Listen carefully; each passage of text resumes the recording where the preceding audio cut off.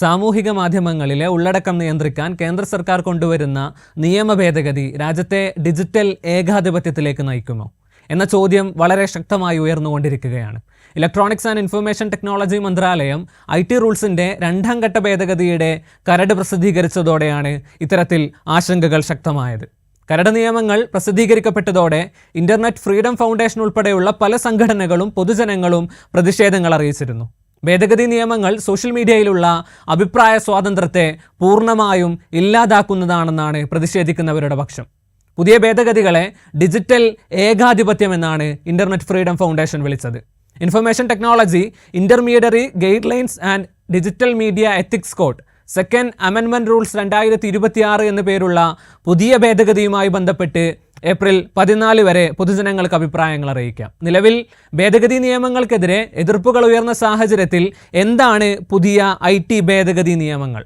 അഭിപ്രായ സ്വാതന്ത്ര്യത്തിന് ഭേദഗതി നിയമങ്ങൾ യാഥാർത്ഥ്യത്തിൽ ഭീഷണിയാണോ? തുടങ്ങിയ കാര്യങ്ങളാണ് ഇന്നത്തെ ഫാക്ട് ആൻഡ് ഫോക്കസ് ചർച്ച ചെയ്യുന്നത്. വിശദമായി പരിശോധിക്കാം. സോഷ്യൽ മീഡിയയിൽ ഒരു ഡിജിറ്റൽ എത്തിക്കൽ കോഡ് നടപ്പിലാക്കാൻ കച്ചകെട്ടി ഇറങ്ങിയിരിക്കുകയാണ് ഇലക്ട്രോണിക്സ് ആൻഡ് ഇൻഫർമേഷൻ ടെക്നോളജി മന്ത്രാലയം. ഇതിനായി ഈ വർഷം ഫെബ്രുവരിയിൽ മന്ത്രാലയം ഭേദഗതി ചെയ്ത IT റൂൾസിൻ്റെ ആദ്യഘട്ടം വലിയ വാർത്തയായിരുന്നു. വാട്സപ്പ്, ഇൻസ്റ്റഗ്രാം, ഫേസ്ബുക്ക് ഉൾപ്പെടെയുള്ള പ്ലാറ്റ്ഫോമുകൾ AI കോണ്ടന്റുകൾ കൈകാര്യം ചെയ്യുമ്പോൾ നിർബന്ധമായും പാലിക്കേണ്ട നിർദ്ദേശങ്ങളായിരുന്നു 1ാം ഘട്ട ഭേദഗതി നിയമങ്ങളുടെ മർമ്മം. ഇതിനായി AI കോണ്ടന്റുകളെ നിയമപരമായ കോണ്ടന്റുകൾ, അല്ലാത്ത കോണ്ടന്റുകൾ എന്ന് തരംതിരിക്കുകയും ചെയ്തിരുന്നു. AI കോണ്ടന്റ് ആണെങ്കിൽ പൊതുജനങ്ങൾക്ക് മനസ്സിലാക്കാൻ സാധിക്കുന്ന തരത്തിലുള്ള ലേബൽ പോസ്റ്റിൽ ഉൾപ്പെടുത്തണമെന്നതായിരുന്നു ഏറ്റവും പ്രധാനപ്പെട്ട ഭേദഗതി. ഡീപ് ഫേക്ക് AI കോണ്ടന്റുകളെ കൊണ്ട് പൊറുതിമുട്ടിയിരുന്ന സാഹചര്യത്തിന് അതോടെ വിലങ്ങ് വീഴുകയായിരുന്നു. നിയമത്തിന് വലിയ പൊതുജനാംഗീകാരവും ലഭിച്ചിരുന്നു. അതിൻ്റെ തുടർച്ചയായാണ് IT മന്ത്രാലയം ഇപ്പോൾ 2ാം ഘട്ട ഭേദഗതിയുടെ കരട് പ്രസിദ്ധീകരിച്ചിരിക്കുന്നത്. പുതിയ ഭേദഗതികൾ ഇന്റർനെറ്റ് ഉപയോക്താക്കൾക്ക് സുരക്ഷിതത്വവും വിശ്വസ്തതയും നിറഞ്ഞു നിൽക്കുന്നൊരു അന്തരീക്ഷം നൽകുമെന്നാണ് മന്ത്രാലയം അവകാശപ്പെടുന്നത്. പക്ഷേ 1ാം ഘട്ട ഭേദഗതികളിൽ നിന്നും വിഭിന്നമായി വ്യത്യാസങ്ങൾ നിരവധിയുണ്ട്. ഒറ്റനോട്ടത്തിൽ തന്നെ അമിതാധികാര പ്രയോഗം എന്ന് വിളിക്കാവുന്ന നിയമങ്ങൾ. ഏത് സോഷ്യൽ മീഡിയ ഉപയോക്താവിൻ്റെയും ഏത് പോസ്റ്റും പിൻവലിക്കാൻ പുതിയ നിയമത്തിലൂടെ മന്ത്രാലയത്തിന് സാധിക്കും. അതിന് കാരണം കാണിക്കേണ്ട ആവശ്യമില്ല. പ്ലാറ്റ്ഫോമുകൾക്ക് കാരണം ചോദിക്കാനുള്ള അവകാശവും ഉണ്ടാവില്ല. നിയമം പ്രാബല്യത്തിൽ വന്നാൽ IT മന്ത്രാലയം പറയുന്ന ഏത് വിശദീകരണവും നിർദ്ദേശവും ഉപദേശവും പൂർണ്ണാർത്ഥത്തിൽ പ്ലാറ്റ്ഫോമുകൾ പാലിക്കേണ്ടി വരും. അംഗീകരിച്ചില്ലെങ്കിൽ പ്ലാറ്റ്ഫോമുകൾക്ക് ലഭിക്കുന്ന നിയമപരിരക്ഷ നഷ്ടപ്പെടും. ചുരുക്കി പറഞ്ഞാൽ യൂട്യൂബ്, ഇൻസ്റ്റഗ്രാം, ഫേസ്ബുക്ക്, X തുടങ്ങി ഏത് പ്ലാറ്റ്ഫോമിൽ ആര് എന്ത് കോണ്ടന്റ് പോസ്റ്റ് ചെയ്താലും IT മന്ത്രാലയത്തിന് അത് സ്ട്രക്ക് ഡൗൺ ചെയ്യാൻ സാധിക്കും.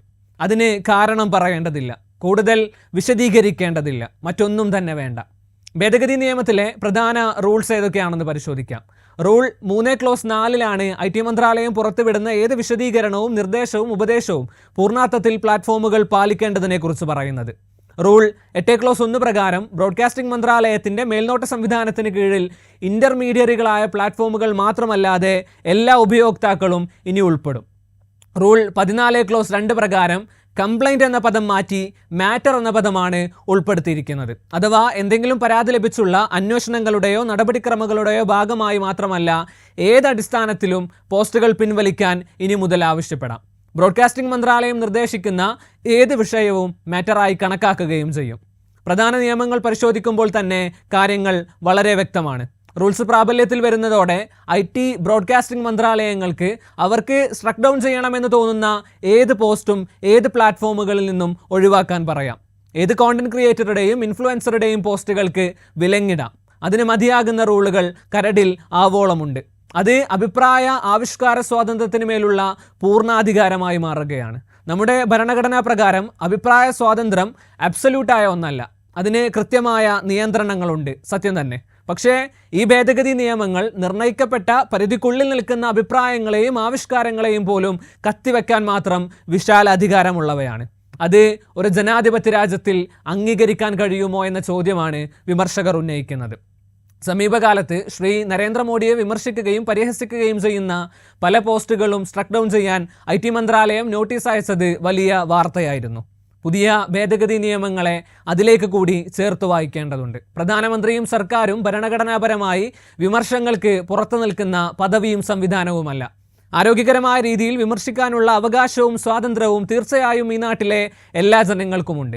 ഈ റൂൾസ് പ്രാബല്യത്തിൽ വന്നാൽ ആ അവകാശവും സ്വാതന്ത്ര്യവും ഹനിക്കപ്പെട്ടേക്കില്ലേ എന്ന ചോദ്യമാണ് ജനാധിപത്യ വിശ്വാസികൾ ഇപ്പോൾ ഉയർത്തുന്നത്. അതിന് മറുപടി പറയേണ്ട ഉത്തരവാദിത്തം സർക്കാരിനുണ്ട്. വിഷയം ജനങ്ങൾക്ക് വേണ്ടി ഏറ്റെടുക്കേണ്ട ബാധ്യത പ്രതിപക്ഷത്തിനും സിവിൽ സൊസൈറ്റി പ്രസ്ഥാനങ്ങൾക്കുമുണ്ട്.